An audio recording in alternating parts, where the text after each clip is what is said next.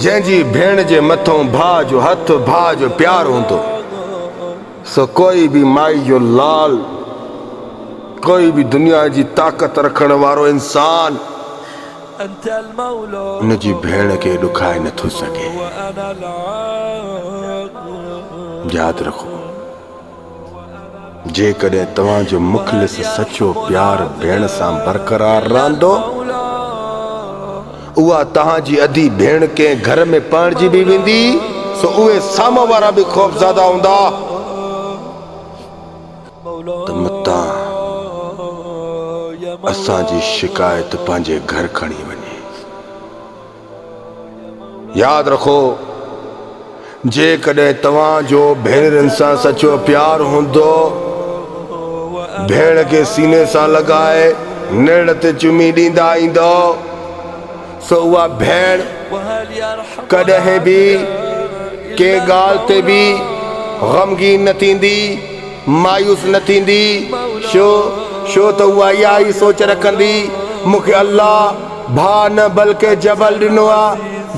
जबल मुंहिंजो भाउ जेको अल्लाह रब्बुल अर्शिल अज़ीम गैरतमंद ऐं ताक़तवर ऐं इज़त वारो बणाए, जेको मुंहिंजो ख्याल भी करे, मुझसे मोहब्बत भी करे, मुझसे प्यार भी करे सो उन्हनि खे गैरनि जे आॾो जाते पणिजी वञे थी उन घर में रब ॾिसे थो पंहिंजो फ़ख्रु महसूस कंदी आहे। छो उनखे ख़बर आहे मुंहिंजो भाउ बल्कि शेर न आहे, जबल आहे। जबल जे आॾो शेर जी का औकात न आहे।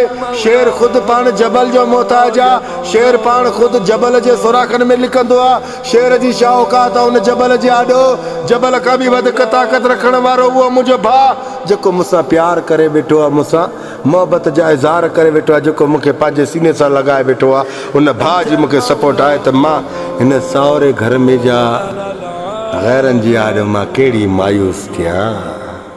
हा त आज़माए ॾिसो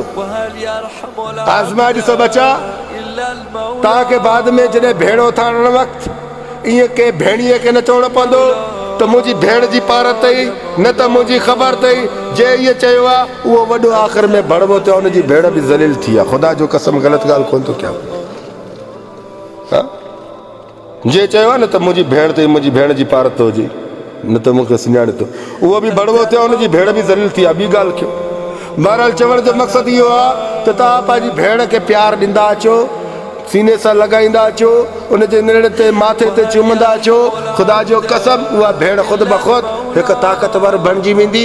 छो त इन भाउ जी मोहबत जे करे भेण जे अंदरि एतिरी एनर्जी हूंदी आहे जो पराए घर बि वेंदी आहे सो ग़मगीन न थींदी आहे, मायूस न थींदी आहे, बसि दिलि वॾी हूंदी आहे। सो मूंखे अल्लाह रब्बुल अर्शिल अज़ीम भाउ अता कयो आहे, पर भाउ उहो जबल अता कयो आहे। जबल जबल जबल जबल जबल है जबल। हिकिड़ी ॻाल्हि ॿुधी ॾियां, ओए जबल थियणु चाहे थो न भेण जे आॾो, इन नसीहत ते अमल कर। जेकॾहिं तुंहिंजी भेण जे सावरनि जे तरफ़ां तुंहिंजी भेण जी शिकायत अची वञे न त मुंहिंजो सर कटे छॾिजे।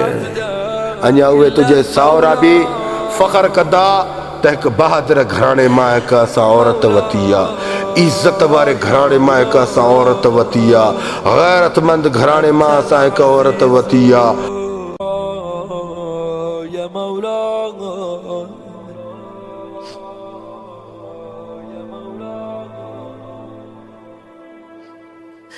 أنت المولى